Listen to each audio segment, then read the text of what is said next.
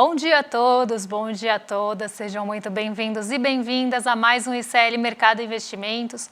Hoje, segunda-feira, dia de saber as expectativas para a semana em relação aqui à nossa Bolsa, mas temos outros dados bem importantes que saíram hoje, porque saíram os índices de gerentes de compras do Brasil, dos Estados Unidos e da China.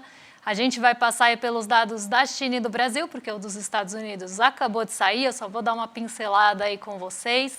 Mas a gente tem outros dados importantes para falar hoje. A gente vai trazer o relatório trimestral que deixamos aí de quinta-feira, mas dívida com vocês é sempre cumprida, então a gente vai falar sobre isso hoje. Vamos falar sobre renda e segurança alimentar, tema importantíssimo aí da semana passada, também do finzinho da semana passada. Saiu um levantamento bem interessante em relação a isso e a gente vai trazer esses principais tópicos aí para discutir com vocês, mas antes de tudo isso, André, bom dia, como você está? Bom dia, Débora, bom dia a todos os nossos telespectadores. Vamos falar hoje um pouco aí do relatório trimestral de inflação, ver o que o Banco Central está imaginando para a nossa economia durante esse ano.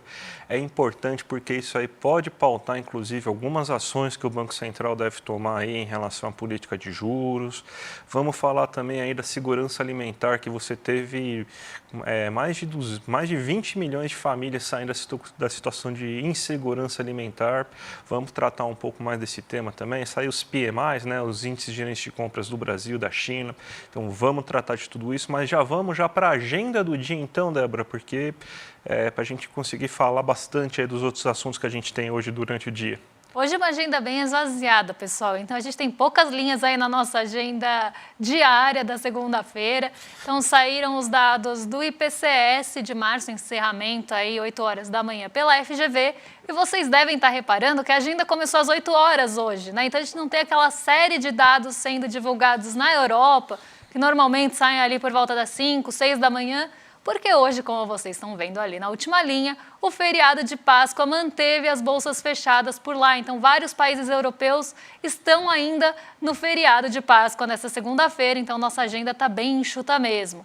Às 10 horas da manhã saiu o PMI industrial de março, a gente vai tratar desse assunto com vocês.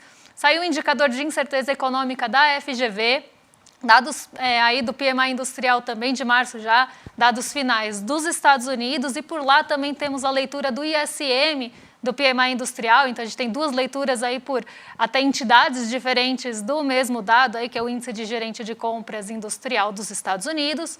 Depois a gente tem aí o Departamento do Comércio também dos Estados Unidos, trazendo os dados de investimento em construções de fevereiro. E a diretora do Fed, do Banco Central dos Estados Unidos, a Lisa Cook, vai participar de um evento aí, então isso também pode trazer alguma expectativa para os mercados em relação a direcionamento de política monetária nos Estados Unidos. Mas hoje realmente uma agenda bem enxuta, bem curtinha aí, muito pautada nos índices de gerente de compras, que a gente vai trazer aí os dados para vocês. Vamos então já fazer o nosso giro aí pelo mundo, né? Porque inclusive com aquela matéria que a gente sempre recomenda aí para vocês aí todos os dias, né? Que a gente vai tratar aí, porque você já teve, a gente tem esses índices de gerência de compra aí da China, então isso daí pode ter mexido um pouco com os mercados aí. Então o que você tem para falar para a gente sobre a Ásia, Débora? Olha, hoje a Ásia não seguiu uma direção única. Então a gente teve ali sentimentos mistos no continente asiático, e a gente teve isso justamente por até indicadores diferentes que foram divulgados por lá, que mexeram ali com o mercado de uma forma mais local. Então eu vou colocar aí na tela para vocês. Na verdade, eu vou falar, antes de falar do fechamento asiático, eu vou falar do PMI, ou vou falar do fechamento asiático antes. Mas vamos falar do PMI da China, porque isso ajuda a trazer aí os pontos principais das bolsas asiáticas. Então hoje saiu o PMI industrial da S&P Global, né? Então a gente tem aí o PMI da China sendo divulgado de manhã, e a gente teve duas leituras por lá, o da S&P Global, e a gente teve também o que é considerado oficial, que é feito ali pelo governo chinês. As duas leituras mostraram que o setor industrial da China está em expansão. Então, como vocês podem ver, a gente tem uma linha tracejada em laranja, para quem está assistindo a gente, mas para quem está só escutando, no gráfico a gente tem uma linha tracejada em laranja, que é o limiar do PMI. Então, é a linha de 50, que divide ali, né, a expansão da contração. Se o índice ele está ali acima do patamar de 50, ele está mostrando uma expansão daquele setor, o setor está crescendo, e ele pode estar crescendo de forma mais acelerada ou não. E o mesmo vale para a contração, né? O setor pode estar encolhendo numa velocidade mais acelerada ou não. Então, aqui a gente vê muita aceleração da atividade do setor. E o PMI industrial da China ficou em 51,1, o melhor patamar desde fevereiro do ano passado.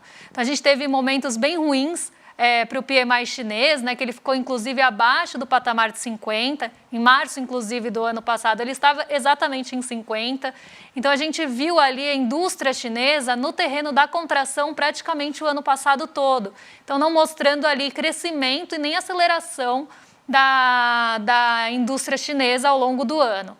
No comecinho desse ano a gente passa ali pelo patamar de 50, então a gente começa a ver uma expansão da indústria chinesa, e no mês passado a gente sai num patamar de 50,9 para 51,1 nesse mês. E a projeção do PMI, né, então o que se esperava para o índice de gerente de compras da China nesse mês em relação ao setor industrial era que ficasse abaixo do mês passado em 50,8. Então a gente viu aí um salto em relação ao mês passado e ficou também o índice de gerente de compras ficou acima da projeção, mostrando ali não só uma expansão da indústria chinesa, que é uma preocupação global, né? Então esse dado trouxe alívio para os mercados asiáticos nessa manhã, para alguns deles, a China no caso, mas a gente ainda não só, né, a gente teve essa expansão, né, e mostrando aceleração, como também uma surpresa em relação às projeções. Então, a gente tem aí a indústria chinesa crescendo em patamares, né, em ritmos mais acelerados do que mês passado e mais acelerados também do que a projeção. Então, bons ventos vindos da China hoje, que inclusive estão impactando o nosso índice de commodities. Daqui a pouco eu mostro para vocês. E isso aí, qual foi o efeito disso aí nos mercados asiáticos, Débora? Você teve, eu sei que eles estão operando mistos hoje, mas já teve algum efeito sobre os mercados? Já tivemos efeito, porque a gente teve o Xangai Composto subindo bastante nessa manhã. Então, o Xangai Composto acabou ali refletindo esses dados, acabou respondendo a esses dados aí da indústria mais acelerada na China. Então, a gente teve um dia bem positivo para o Xangai Composto, mas, como eu falei, os dados ficaram mistos lá na Ásia, né? Então, a gente não teve ali os índices ou os mercados indo na mesma direção. O Nikkei 225, que eu até coloquei de exemplo aí para vocês, caiu hoje, caiu 0,91% nessa manhã, então foi na contramão da China, mesmo em meio aí dados mais positivos, porque por lá saiu um índice de confiança dos empresários, né? Então uma pesquisa que é feita ali com o empresariado japonês, e esse índice recuou pela primeira vez em 4 trimestres, então a gente poderia até falar 12 meses, mas como a gente tem essa medição até mais trimestral, a gente vê que a confiança do empresariado por lá caiu pela primeira vez em 4 trimestres. Então, isso acabou ali trazendo um sentimento mais negativo para o Nikkei 225 e puxou essa queda de 0,91. Mas o restante ali das bolsas asiáticas ainda foram impactadas pelo otimismo vindo da China.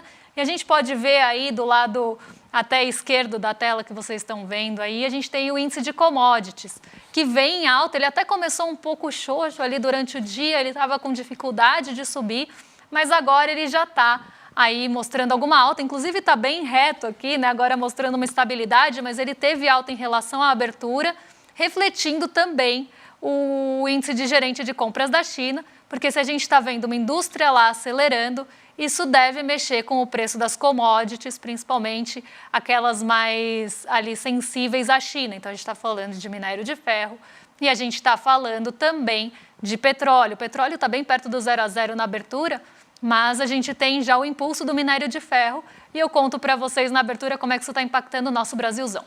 E falando em Brasilzão, a gente também teve o índice de gerente de compras agora do Brasil, né? Então também a gente teve tá em 53,3, ou seja, teve expansão. A expansão não foi tão elevada assim quanto foi no último mês, mas ainda em terreno de expansão, nosso índice de gerente de compras, né, Débora? Exatamente. A gente teve aí um ano também, ano passado, muito ruim para o índice de gerente de compras industrial do Brasil, né? Só para a gente lembrar aqui, né? O índice de gerente de compras, ou o PMI, que a gente está falando até agora, ele é uma espécie de termômetro ali, né? Do que se espera para aquele setor naquele mês. Então, a gente veio aí de meses muito ruins para o PMI, ou para o índice dos gerentes de compras do Brasil, no setor industrial, sempre abaixo do patamar de 50, então mostrando contração ou expectativa de contração na indústria brasileira. Em agosto, a gente tem um respiro, a gente toca o limite dos 50 pontos, mas depois volta a operar abaixo desse limite, mostrando de novo o recuo e contração da nossa indústria. Mas aí a gente vê, de dezembro para janeiro, a gente começa a ver uma expansão. Em dezembro, a gente já começa a ter um fôlego ali do índice dos gerentes de compras, mas ainda perto do limiar, né? Então não passou o limiar de 50, ainda no terreno da contração, e aí a nossa indústria começa a expandir, ou a expectativa, o termômetro para a nossa indústria começa a expandir a partir de janeiro. Em fevereiro, a gente tem um salto bem grande que a gente não via há muito tempo, a gente passa o patamar dos 54 pontos no PMI industrial brasileiro aqui, mas agora a gente tem uma pequena desaceleração para 53,6, que para a indústria brasileira ainda é um patamar bem elevado, que a gente não vê há bastante tempo, né? Pensando no ano passado principalmente. Então, a gente continua ali com uma expectativa de indústria em expansão, então indústria crescendo aqui, e a gente sempre fala que esses dados antecedem as pesquisas mensais.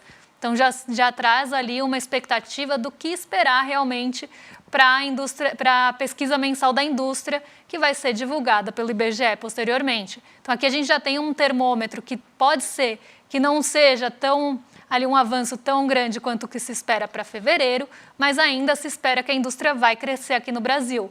Dados muito positivos falando de indústria, principalmente porque a gente tinha uma indústria muito fragilizada aqui no país. Então, aqui é uma expectativa bem positiva. E aí, também conversando com outros dados, como a confiança da indústria, então tudo isso aponta para uma expectativa melhor para o setor no país nesse ano agora. Vamos falar um pouco aí do relatório trimestral de inflação, né, que mudou, inclusive, a projeção de diversos itens importantes aí, né? Você teve mudança em relação à perspectiva de inflação, obviamente, né? É o Banco Central que divulga isso, mas também em relação ao PIB. Se a gente for pegar o PIB, você tem, então, que agora o Banco Central está projetando que a agropecuária, a agricultura, ela tem uma queda da sua produtividade, ou seja, queda do seu PIB, né, o PIB da agropecuária, em relação ao que foi ano passado. E mesmo assim, ele ainda está esperando, né, pelo menos o Banco Central está esperando, um aumento de 1,9% do PIB, puxado principalmente pelos setores da economia urbana. Você tem, então, que a indústria e os serviços vão ser os responsáveis por elevar esse PIB agora no ano de 2024. Se a gente for pegar a inflação, o Banco Central ele deu uma estimada um pouco abaixo do que foi de fato a inflação. Então, você teve uma surpresa, né? Foi surpreendido o Banco Central, justamente porque você teve a alta do preço dos alimentos, o Banco Central subestimou essa alta, mas ele mesmo com isso ele ainda está acreditando que a inflação deva terminar o ano por volta de 3,7%, muito alinhado ao que está o mercado dizendo agora nesse momento, né? Então, o relatório de inflação também ele segue muito, né, o que o mercado está colocando aí como perspectiva. Então, o que o relatório diz para a gente no final das contas é que, mesmo com essa alta temporária da inflação nesse começo de ano, você deve ter uma inflação controlada, uma inflação que fica próximo da meta de 3%, está estimada em 3,7%, e com um crescimento econômico maior, porque saiu de 1,7% para agora 1,9%. E pode ser que tenham novas revisões aí. Então, é isso que o Banco Central está acreditando, que a economia, principalmente o setor de serviços e indústria, está acelerando um pouco mais esse começo de ano, Débora. E a gente tem um outro dado aí bem importante aqui do nosso Brasilzão, esse até que mexe com o nosso bolso e mexe com a fome também aqui do nosso país, né? Esse tema tão importante para a gente debater aqui nesse espaço, que é o aumento real do salário e Bolsa Família, que tiraram mais de 20 milhões aí de brasileiros da insegurança alimentar até o levantamento do final do ano passado. Então, aqui, quando a gente está falando de aumento de renda real, né, que quem olhar a notícia que está no nosso site vai conseguir ler aí com maiores detalhes, é disso que a gente está falando. né, é de tirar as pessoas de uma situação de vulnerabilidade, tirar as pessoas da fome, que muitas vezes R$ 1 de ganho real que você dá aí para essas pessoas faz uma diferença enorme na vida dessas famílias. E aí a gente tem aqui, né, aqueles economistas que vão justamente quando tentar falar de gasto ou tentar ali falar de corte de gastos, vai justamente bater nesses gastos sociais que justamente acabam tirando um monte de gente aí de situações de vulnerabilidade. Então a gente tem que pensar nisso, né, tirar essa análise que é rasa como um pires e aprofundar mesmo nesses temas que realmente mexem aí com a nossa população e não só com planilha de mercado. Não, o mais interessante disso tudo assim, é que quando a gente fala de aumento do salário mínimo, né, dá-se pouca atenção assim, porque você teve no governo Temer um aumento quase nenhum de salário de real, salário mínimo. O governo Bolsonaro não teve aumento real de salário mínimo, ficou estagnado. E você volta-se a ter uma política de valorização do salário mínimo em termos bem consideráveis, né? E essa é uma política que ela tem um efeito quase similar ao do Bolsa Família, porque está colocando renda no bolso das pessoas e você tem, então, sempre uma melhora aí no poder de compra, né? Então, é uma política que pouco é falada, mas ela tem efeito muito similar ao da própria Bolsa Família, Débora. Exatamente. E aí a gente tem, né, justamente agora o mercado voltando a falar em risco fiscal e incertezas de gastos aqui no Brasil, bateu muito nesse primeiro trimestre, aí nessa possibilidade de aumento de gastos e normalmente estão reclamando aí de gastos sociais, que é o que faz aí a diferença na vida das pessoas. Mas vamos seguir por aqui, porque ainda tem bastante assunto de Brasil para a gente tratar com vocês. A gente vai falar termômetro da Bolsa ou dos juros agora? Vamos falar do termômetro da Bolsa que já está aí na tela para vocês, né? Então vamos entender as expectativas do mercado ou dos agentes do mercado que são entrevistados por essa pesquisa para a gente saber aí o que se espera para essa semana. Semana passada a gente tinha ali uma expectativa majoritária de estabilidade ou alta, né? Então a gente não tinha muita expectativa de queda para a nossa Bolsa. No finzinho da semana a gente conseguiu levar a nossa Bolsa para o terreno positivo, então a gente fechou 0,85% de alta. Então, aqui a gente teve, sim, aquela expectativa de 42,86% acertada. Então, o mercado acertou aí, né, em média, a sua projeção para a Bolsa na semana passada. A gente teve alta de 0,85%. Então, a gente teve uma semana boa para a Bolsa, inclusive numa semana que tinha tudo ali para a gente ficar, inclusive, mais perto da estabilidade, porque vários dias a gente passou perto do 0 sob as expectativas dos indicadores que saíram durante a semana passada. Nessa semana, a gente também tem indicadores importantes. Então, aqui no Brasil, a gente tem índice de gerente de compras, a gente tem outros dados que devem sair ao longo da semana e, no fim da semana, a gente também tem payroll lá nos Estados Unidos. Né? Payroll é um relatório do mercado de trabalho dos Estados Unidos que traz desemprego, renda, então traz esses dados aí de mercado de trabalho e o mercado de uma forma geral e nossa Bolsa aqui já está olhando, nossos agentes do mercado, vamos dar esse nome melhor aí, já está olhando para esses dados. A gente deve ter uma semana aí um pouco também mais conturbada, então a gente tem uma diminuição da expectativa de alta para 40%. A gente também tem uma diminuição da estabilidade para 40% e sobe um pouquinho a nossa expectativa de queda para 20%. Mas o mercado segue aí bem dividido entre a alta e a estabilidade nessa semana. Aqui, né, os dois somando 80% das expectativas. Então, a gente deve ter uma semana, segundo as projeções do mercado, mais positiva de novo, né? Uma semana aí de mais altas do que quedas. Mas vamos ver aí, a gente está muito dependendo dos dados do payroll dos Estados Unidos e a gente já vai explicar por que a gente tem essa dependência tão grande aí do que sai por lá. Já que a gente está nessa toada mesmo, já vamos para a abertura de mercado. Daí você explica aí a dependência do payroll, o que está acontecendo, né? Nossa bolsa em queda hoje aí. Então, vamos lá falar aí desse assunto sobre hoje aí. A gente teve, né? A gente até tinha uma matéria que a gente ia colocar aqui para vocês, mas eu já vou passar na esteira da abertura para não tomar esse tempo aí da nossa abertura de mercado. A gente teve uma saída bem grande nesse primeiro trimestre, então saiu o balanço do trimestre, a nossa bolsa ela caiu nesse comecinho de ano, muito porque no fim do ano passado se tinha uma expectativa que os cortes de juros nos Estados Unidos iam vir mais cedo. A expectativa, inclusive, era para essa reunião agora que aconteceu em março. Ela não ocorreu, né? A gente teve manutenção dos juros por lá. E aí a gente começou a ter essa expectativa postergada. Então, ela primeiro foi para maio, então começou, conforme os dados foram saindo, né, durante o começo do ano, essa expectativa foi jogada para maio e depois foi jogada para junho, que é onde está agora a maior probabilidade de início de cortes dos juros por lá. Mas o que isso afeta a gente? Por que eu comecei falando disso?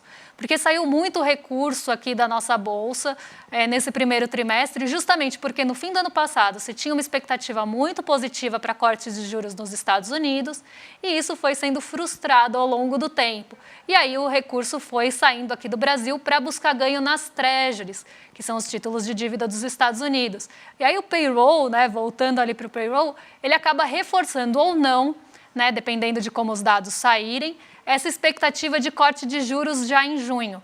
Né? Então, dependendo de como esses dados vierem aí ao longo dessa semana, isso deve mexer com as expectativas dos juros nos Estados Unidos e acaba mexendo com o nosso apetite pelo risco aqui no Brasil, que é o que derruba a nossa bolsa. Então, trazendo aqui rapidamente as treasuries dos Estados Unidos, lá, os rendimentos dos títulos de dívida por lá, estão subindo bem fortemente hoje, 2,49%. Por quê?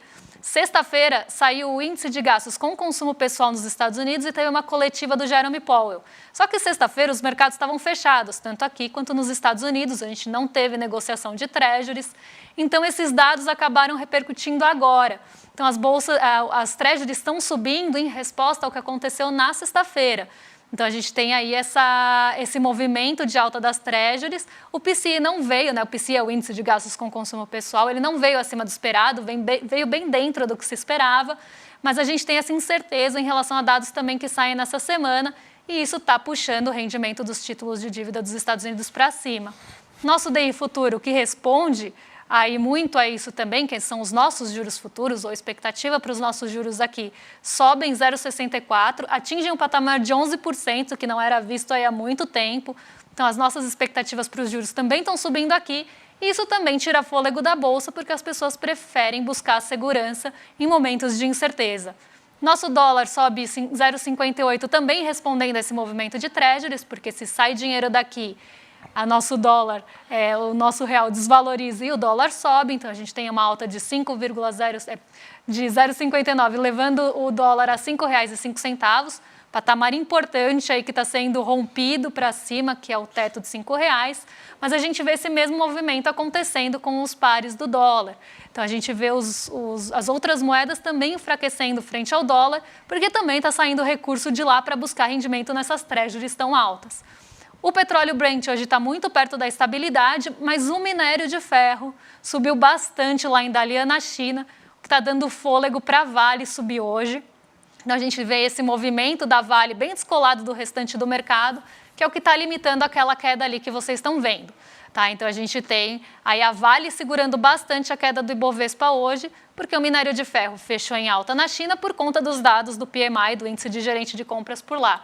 E nos Estados Unidos, a gente tem aí o S&P 500 sofrendo, porque ele atingiu máximas históricas na quinta-feira. Então, hoje ele sofre ajustes e responde também aí às treasuries por lá. E a gente tem a Nasdaq em alta, a Nasdaq que sofreu na quinta-feira. Então, eles estão indo aí no movimento inverso e, normalmente, a Nasdaq sofre mais em relação a movimentos de juros. Mas aí motivos locais e específicos corporativos de Nasdaq que estão fazendo ela subir. Então, hoje é um dia aí de bastante incerteza, a gente começa a semana no negativo, pelo menos na abertura, respondendo muito aí às treasuries que estão respondendo a dados de quinta e de sexta que o mercado estava fechado. Então, um movimento mais represado aí do mercado de juros dos Estados Unidos. Débora, domingão agora, hein? Super evento, grande evento do ICL aí. Elliot Aronson, o maior psicólogo vivo dos Estados Unidos, um dos autores mais importantes do mundo. Ele escreveu o livro O Animal Social, né? Ele trabalha com psicologia social e um dos mais importantes em sua área. E o Edu vai falar com ele e ele tem um recado aí para dar para vocês. Esse é simplesmente o livro mais importante que eu já li em toda a minha vida. O Daniel Gilbert, um dos autores mais reputados no mundo no campo da psicologia social, descreve também como o melhor livro já escrito no campo da psicologia social.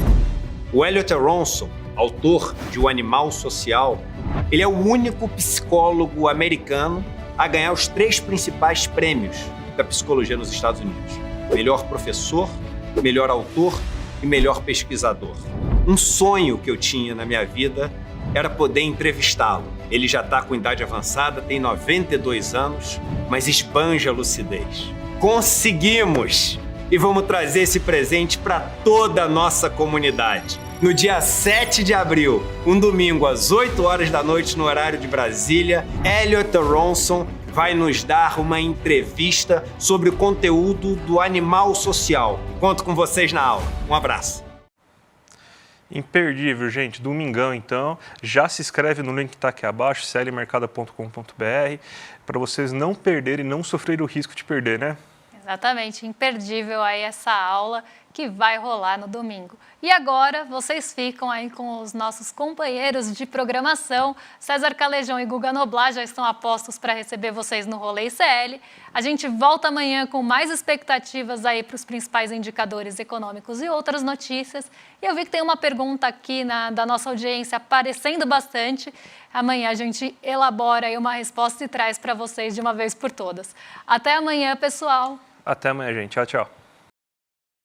Você já deve ter ouvido falar do conceito de dissonância cognitiva, por exemplo. Já deve ter ouvido falar de psicologia social. Vários termos que você ouve falar, eles não surgiram do nada, eles foram criados. E o ICL tem a alegria de falar para vocês que vamos apresentar uma aula com o maior nome da psicologia social do mundo. Em todo o planeta, poucas pessoas entendem tanto o comportamento humano como Elliot Aronson, que escreveu esse livro, O Animal Social. Elliot Aronson é o psicólogo mais premiado dos Estados Unidos. É como se fosse um Freud que está vivo aqui, entre nós, com 92 anos de idade e uma lucidez que impressiona. Uma das conversas mais reveladoras que você vai assistir na sua vida e que para você participar é super simples. Só clicar no link que vai estar aqui em cima ou aqui embaixo. E no dia 7 de abril, um domingo, às 8 horas da noite, participar gratuitamente com a gente. Se inscreve agora e chame seus amigos e amigas para participar também. Ninguém pode perder esse encontro.